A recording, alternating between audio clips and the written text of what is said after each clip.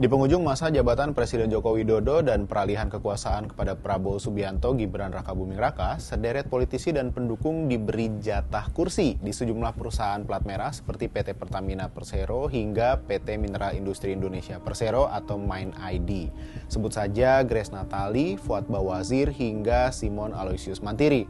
Bagi-bagi kursi empuk memang tidak terjadi kali ini saja. Hampir setiap kali pergantian presiden, politik balas budi selalu saja dilakukan.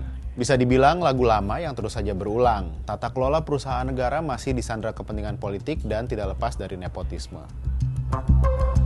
Di era pemerintahan Susilo Bambang Yudhoyono misalnya, ada Subur Budi Santoso, salah satu pendiri sekaligus mantan Ketua Umum Partai Demokrat. Subur ikut berperan memenangkan SBY pada 2004 bersama tim sesnya. Ia diganjar jabatan Komisaris PT Perkebunan Nusantara 3 Persero sejak 2013. Di era Joko Widodo, sejak 2014 hingga kini, ada puluhan orang terdekatnya yang dihadiahi kursi bos BUMN. Sebut saja yang paling jelas terlihat, Erick Thohir selaku Ketua Tim Ses Jokowi Ma'ruf Amin pada Pilpres 2019 dihadiahi kursi Menteri BUMN. Berikutnya ada Fajrul Rahman yang menjabat sebagai komisaris di PT Waskita Karya Persero Tbk. Fajrul merupakan wajah lama di lingkaran Joko Widodo. Ia juga merupakan relawan pemenangan Jokowi saat Pilpres 2014. Selanjutnya ada Andi Gani Nenawea yang merupakan relawan Jokowi yang didapuk sebagai Presiden Komisaris PT Pembangunan Perumahan Persero Tbk. Berikutnya ada Ulin Niam Yusron. Ulin Yusron diangkat Kementerian BUMN sebagai Komisaris di Indonesia Tourism Development Corporation atau ITDC atau PT Pengembangan Pariwisata Indonesia Persero.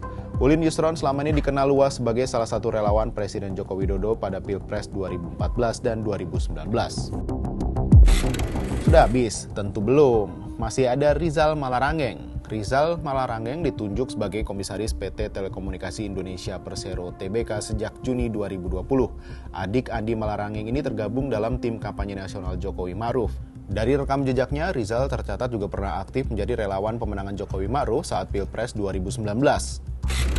Selanjutnya ada nama Arya Sinulinga yang lebih banyak dikenal sebagai staf khusus Menteri BUMN. Berdasarkan hasil RUPS tahunan PT Telkom Indonesia Persero Tbk, Arya pun diangkat sebagai komisaris di perusahaan telekomunikasi plat merah tersebut.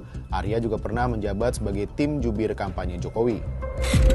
Kemudian masih ada Budiman Sujatmiko yang kala itu sebagai politisi PDIP didapuk menjadi komisaris independen PT Perkebunan Nusantara atau PTPN 5 Persero.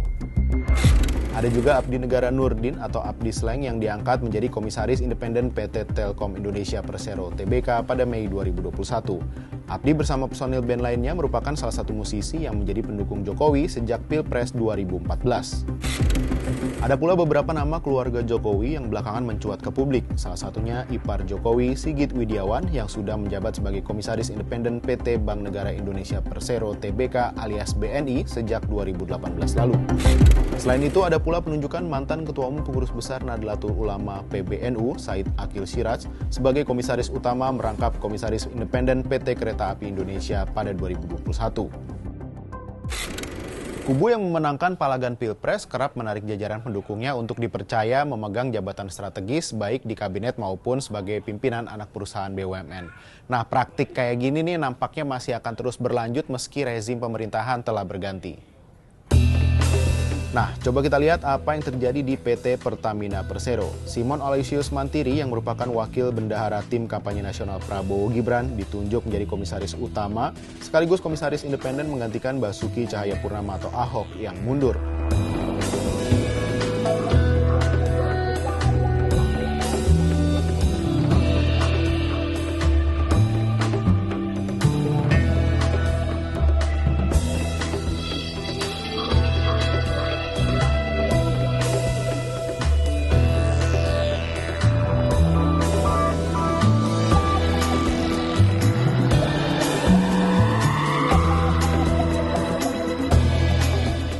Selanjutnya yang masih hangat nih ada Fuad Bawazir dan Grace Natali yang baru aja diangkat menjadi komisaris PT Mineral Industri Indonesia Persero alias MIND ID.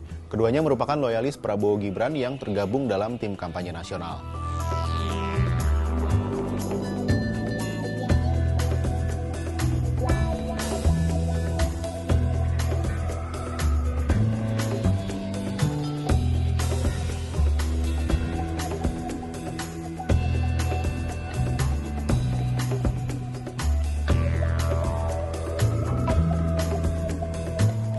Nah, penunjukan unsur relawan, tim ses, atau parpol pendukung pemerintahan menduduki kursi-kursi empuk di perusahaan BUMN bisa dinilai sebagai tindakan melangkahi unsur meritokrasi. Mereka yang ditunjuk bukan karena apik secara kualitas dan kompetensi, melainkan sekadar kepentingan politik. Ujung-ujungnya bisa mengikis profesionalitas BUMN. Memang berapa sih kisaran gaji yang diterima komisaris di perusahaan BUMN sampai-sampai banyak yang ngincar posisi itu? Peraturan Menteri BUMN nomor PER 13/MBU/09/2021 tentang perubahan ke-6 atas Peraturan Menteri BUMN nomor PER 04/MBU 2014 tentang pedoman penetapan penghasilan direksi, Dewan Komisaris dan Dewan Pengawas BUMN merinci gaji untuk komisaris utama adalah 45% dari direktur utama. Sebagai gambaran, laporan tahunan Inalum 2019 sebelum berganti nama ke Mind ID, gaji direktur utama mencapai 325 juta rupiah per bulan.